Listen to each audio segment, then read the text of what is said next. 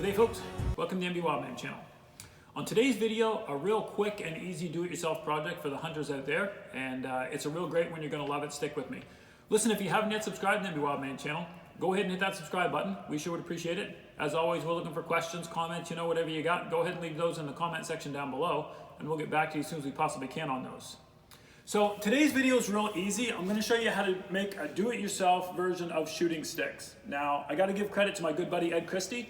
Ed Christie from Harvey showed me these and said I could use them for the video. So he's a great friend of mine and been a mentor for a long time when it comes to hunting. So anyway, thanks Ed for this tip. Okay, so I know we all know it's important to have a good solid rest, when we're out there shooting or hunting or whatever. And there's so many different versions on the market that you can buy. And they range anywhere from, if you can find them on sale for, $10 for just a regular single, a little flimsy one. And they can range all the way up into the hundreds of dollars for the super fancy, I saw it on TV model that, do everything but shoot the gun for you. What we're going to do today is something that's real quick and easy. And I like to keep a set of these at every one of my sites or every one of the places that I know I might be shooting from. If you need the rest. I'm sure that we've all been, in a position where we had to take that shot and we had to take a freehand, and it would have been great if we had a little rest to work on. So these are easy, you just need a couple things. I like to start out with something that's about 5 feet long. And the easiest thing that we've found is, these are the ones that Ed showed me how to make, and these are just driveway markers from the dollar store. These are just a touch over 5 feet. And so these are about $1.25 a piece here. But they're a really sad color for hunting, I guess, although hunter's orange you could be seeing. So what we do is we take and we just wrap these in camo duct tape, right? So you would just strip off your long piece of camo duct tape and then roll your driveway marker in that. I'm not going to bother showing you that. You're quite capable of that. What you end up with is this, right? So you end up with your driveway marker that's camouflaged, okay? So that's one of the options that you can do. I don't love that option as much as my new version. And the reason I don't love that option is because these are quite flimsy. They really do have a lot of give to them, so that sometimes when you put them down, and you're using them, they can tend to bend, right, if you put any weight on them. And I don't like that a lot. So I did find these the other day at Canadian Tire, and these are labeled as plastic coated metal stakes, and these are 5 feet long. They're a really strong plastic. They bend some, but not too bad. And they're also already green, so you don't have to worry about camouflaging them up. This one has a really bright white sticker on it that I would take off, before I did it. So you just need a couple of stakes, whatever you're going to use. And again, these ones are from Canadian Tire. This is what I'd recommend. These are $1.99 to buy. And you're going to need to go to your local farm supply store or whatever, and you're going to need to buy a bag of castration rings. Now, I know that's comical a little bit. There's 100 in a bag. This bag was $3.29, so they're like 3 cents a piece. They're not expensive, but they are super effective. They're really small elastic bands. If you don't know what these castration rings are used for, go ahead and Google that. Have fun with that, okay? But you're also going to need a pair of pliers, because these babies are rugged. Like, you can't. These are elastic bands, and you can barely stretch them at all on your own. It's tough sledding. Okay, and once you figure out what they're used for, you'll know why that has to be that way. So the reason that we use these and not just like a regular elastic band or something like that is because these are weatherproof. They're durable, and these will last forever. They don't crack in the heat or the wet or whatever. So they're really, really strong that way. And I guess that's it. That's all you need. So you need four of the castration rings, 2 rods, and some type of tool. I mean, maybe you can do it with your hands. I can't, but that's just me. Okay. So you're going to start on the upper end that's square. Okay. Most of these have this has a little sharp point at the bottom.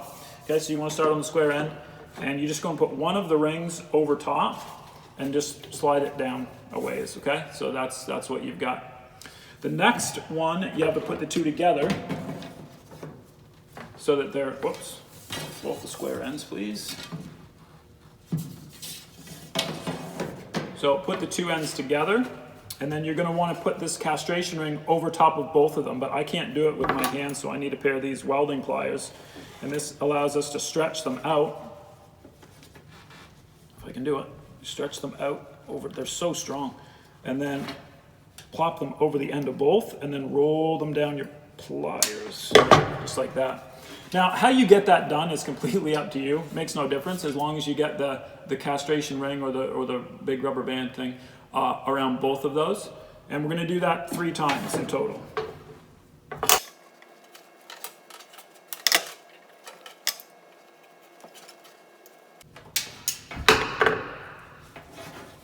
Okay, so there you have it. You've got your first one just on one of your sticks and the other 3 are over both of them.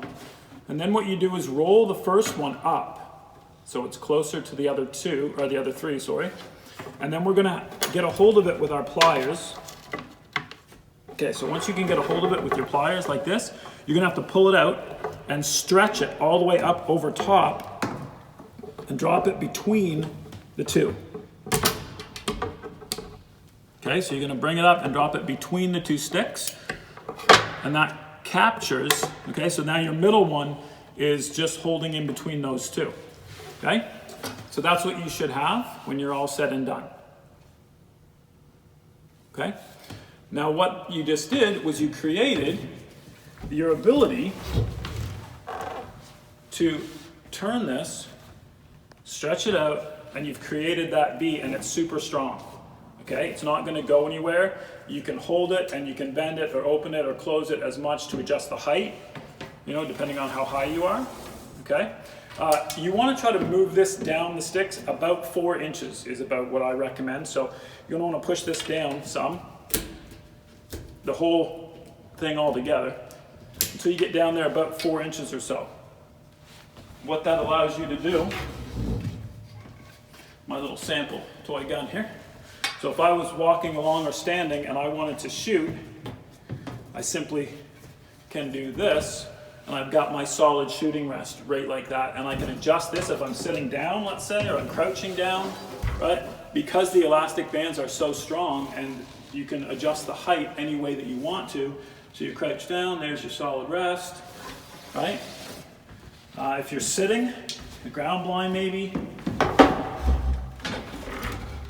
you know, you're sitting in your ground blind and you've got this leaning up against the wall and whatever, you can drop it right down, stretch it way out, and then use it for whatever rest you want. So anyway, quick and easy, real quick and easy build. All you need is a couple of these stakes from Canadian Tire or the dollar store, whatever you want to do. And then 4 castration bands. I do recommend that you actually go buy the castration bands. They are really strong and they're weatherproof and they won't snap. And there's no danger of that. You can leave these out in the weather for years and they'll still be good. This one is one that Ed gave me years ago, ages ago. And there's the 4 bands that are still on this one. And this is, I'll bet this is 5 or 6 years old. And those bands are still good, not weather checked a bit. Still works exactly the same way that it always did, right? So anyway, just a quick tip for you here on the MB Wildman channel, and hope this is something you can use and it helps you out. So until next time, happy hunting from the MB Wildman channel.